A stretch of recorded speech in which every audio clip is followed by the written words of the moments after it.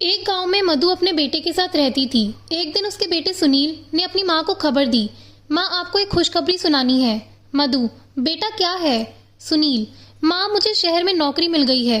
मधु, यह तो बहुत खुशी की बात है बेटा, लेकिन तू अकेला शहर में कैसे रहेगा?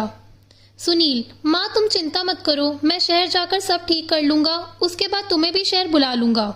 यह सुनकर मधु उदास हो गई। मधु, बेटा तू मुझे छोड़कर चला जाएगा, मैं किसके सहारे रहूंगी यहाँ? सुनील, माँ चिंता मत करो, थोड़े से पैसे जोड़कर आपको वहीं बुला लूंगा। कुछ दिन बाद सुनील शहर चला जाता है। वहाँ वह नौकरी करने लगता है। हर सप्ताह वह माँ से मिलने गांव आता था और कुछ पैसे घर खर्च को दे जाता था। इसी तरह कुछ दिन बीत गए। एक दिन मधु के घर एक पति पत्नी आए। पति, बहन जी हमने आपके लड़के को देखा है, हम अपनी बेटी आशा की शादी उससे कराना चाहते हैं। पत्नी, बहन हमारी बेटी बहुत सुंदर है और हम आपको बहुत सारा दहेज देंगे, हमारे पास बहुत पैसा है। मधु, बहन जी पैसे और दहेज की बात ना कीजिए, हम दहेज नहीं लेंगे और आप इतने पैसे वाले हैं, लेकिन हम तो बहुत करीब हैं, हमारी आपकी कैसे निभेगी? यह सुनकर पति ने जवाब दिया, बहन जी आप चिंता मत करें, यहाँ आने से पहले हमने आपके बारे में सब पता कर लिया है, हमें आपका लड़का बहुत पसंद है। सुनील से बात करके दोनों लड़की देखने जाते हैं। लड़की उन्हें पसंद आ जाती है। इसके बाद दोनों की शादी हो जाती है। शादी के बाद आशा बहू बन के घर आ जाती है। कुछ दिन गांव में रहने के बाद सुनील अपने काम पर चला जाता है। आशा, मैं इस गांव में नहीं रह सकती, मुझे भी शहर ले चलो। सुनील, तुम कुछ दिन माँ के साथ रहो, फिर मैं तुम दोनों को शहर ले जाऊंगा। आशा, मैं इस गरीबी में नहीं रह सकती, पता नहीं पापा ने क्या देखकर मेरी शादी यहाँ कर दी, या तो मुझे शहर ले चलो या फिर मैं अपने पापा के घर जा रही हूँ। मधु, बेटा तू बहू को लेकर चले जा, मेरी चिंता मत कर। सुनील, नहीं माँ, ऐसा करते हैं कि हम सब साथ में शहर चलते हैं।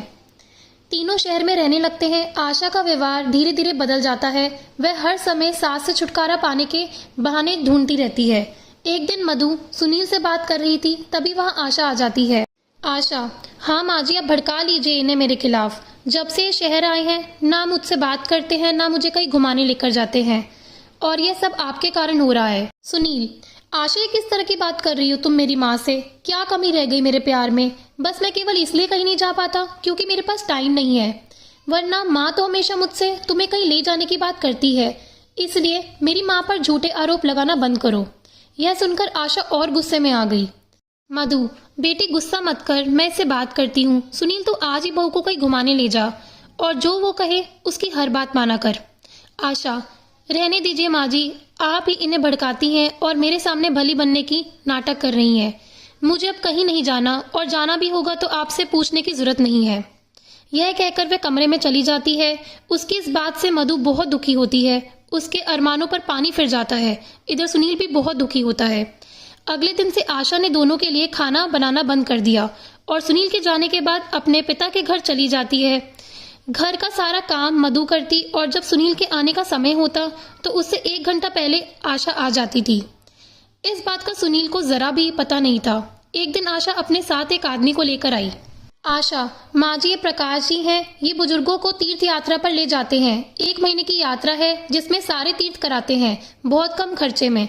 मैंने पैसे जमा करा दिए हैं, आप शाम को इनके साथ चली जाना। मधु, लेकिन बेटी एक बार सुनील से तो पूछ लेने दे। आशा, नहीं माँ जी, वो आपको जाने नहीं देंगे और ऐसा मौका आपको दोबारा नहीं मिलेगा। मधु आशा की बातों में आकर शाम को उस आदमी के साथ चली जाती है। शाम को जब सुनील आता है तो वह माँ को ना पाकर पूछता है। तब आशा कहती है, माँ जी तो तीर्थ यात्रा पर चली गई, उनके गांव से एक आदमी आया था, वो उन्हें अपने साथ ले गया। सुनील बहुत परेशान हो गया। वह कुछ दिन माँ का इंतजार करता रहा, लेकिन माँ नहीं आई। उसके बाद वह गांव गया माँ के बारे में पता करने, लेकिन माँ का कहीं भी पता ना चला। आशा बहुत खुश रहने लगी। उसके रास्ते का कांटा हमेशा के लिए निकल गया था। इधर वह आदमी मधु को बहुत दूर ले जाकर एक रेलवे स्टेशन पर बिठाकर चला जाता है। मधु को कुछ पता नहीं होता। जब वह सुबह देखती है तो वहाँ कोई नहीं था। मधु घबरा जाती है। वह रास्ता ढूंढने लगती है, लेकिन उसे कहीं कुछ समझ नहीं आता। इधर सुनील अपनी माँ के लिए बहुत परेशान रहने लगा। वह बीमार पड़ गया। आशा ने जब यह सब देखा तो वह एक दिन अपने पिताजी के पास गई। आशा, पापा जिस आदमी को आपने भेजा था उससे पता करो कि सास कहाँ है, उसके बिना तो ये बीमार पड़ गए। पिता, बेटी तेरी सास को छोड़ने के बाद वह आदमी वापस आ रहा था, उसका एक्सीडेंट हो गया, वह मर गया और तब से मैं भी बीमार पड़ा हूँ। बेटी हमें ऐसा नहीं करना चाहिए था। यह सुनकर आशा रोने लगती है। इधर माँ के गम में सुनील की बीमारी बढ़ जाती है, उसके बचने की कोई उम्मीद नहीं रहती। सुनील एक दिन आशा से कहता है, आशा तुम मुझे गांव ले चलो, मैं अपने प्राण अपने घर में त्यागना चाहता हूँ, मेरी अंतिम इच्छा पूरी कर दो। यह सुनकर आशा रोने लगती है और सुनील को गांव ले जाती है। जब वे अपने घर पहुंचते हैं, आशा घर में जाती है तो देखती है मधु घर में खाना बना रही थी। यह देखकर वह अचंभे में आ जाती है। सुनील अपनी माँ को देखकर रोने लगता है। मधु सुनील की हालत देखकर उसे सहारा देकर बिठाती है। सुनील, माँ तुम यहाँ कैसे? मैंने तुम्हें कहाँ कहाँ नहीं ढूंढा। मधु, बेटा बहू ने जिस आदमी के साथ मुझे तीर्थ यात्रा पर भेजा था वह धोखा देकर भाग गया। मैं भटकते भटकते किसी तरह गांव पहुंच गई। मुझे लगा मेरे शहर में आना बहू को पसंद नहीं था, इसीलिए यही मैं मेहनत मजदूरी करके अपना गुजर बसर करने लगी।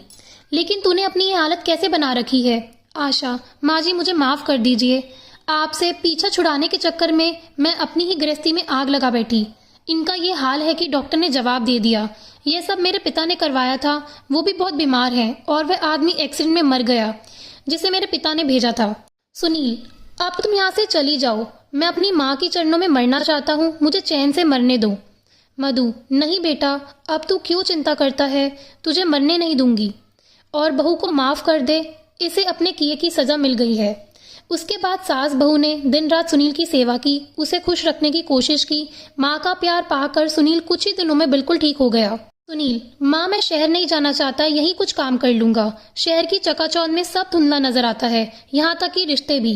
कुछ दिन बाद आशा के पिताजी घर आए और मधु के पैरों में गिर गए और माफी मांगने लगे। पिता, बहन जी मैं अपनी बेटी को सुख देना चाहता था, लेकिन ये भूल गया कि माँ को उसके बेटे से अलग कर जो अपराध कर रहा हूँ उससे मेरी बेटी का संसार कभी सुखी नहीं रह सकता। मधु, मैंने आप सभी को माफ कर दिया। इसके बाद आशा बिल्कुल बदल गई, वह अपनी सास की सेवा करने लगी। सुनील उसके व्यवहार से बहुत खुश रहने लगा। तो दोस्तों, आपको ये कहानी कैसी लगी हमें कमेंट करके ज़रूर बताना, और अगर कहानी अच्छी लगी हो तो लाइक और चैनल को सब्सक्राइब करना। धन्यवाद।